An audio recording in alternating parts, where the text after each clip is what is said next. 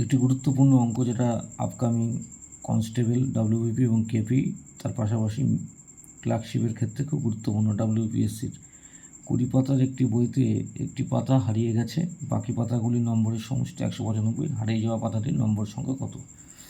আমরা একটা পেজ যখন দেখি তার একটা ফ্রন্ট পেজ থাকে, একটা ব্যাক সাইডে পেজ থাকে। তাহলে ধরলাম একটা এক্স আর একটা x+1, এবং একটা আমরা জানি সহজ সূত্র হচ্ছে n(n)(n+1/2। যেহেতু 20 পাতার বই, তাহলে n সংখ্যাটা আমরা 20 ধরলাম, আর 20+1 মানে 21/2। তাহলে বলতে পারি 20 × 21/2 10, তো এখানে 210 হলো। তাহলে বলেছে বাকি পাতাগুলির নম্বর সমষ্টি 195, তাহলে x × x+1 + 195 = 210।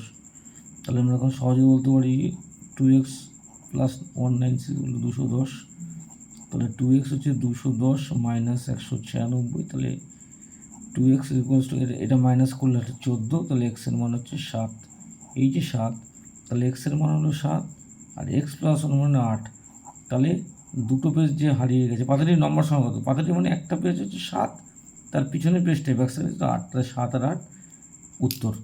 এরকম ধরনের ভিডিও পেতে আমার চ্যানেলটাকে সাবস্ক্রাইব করুন।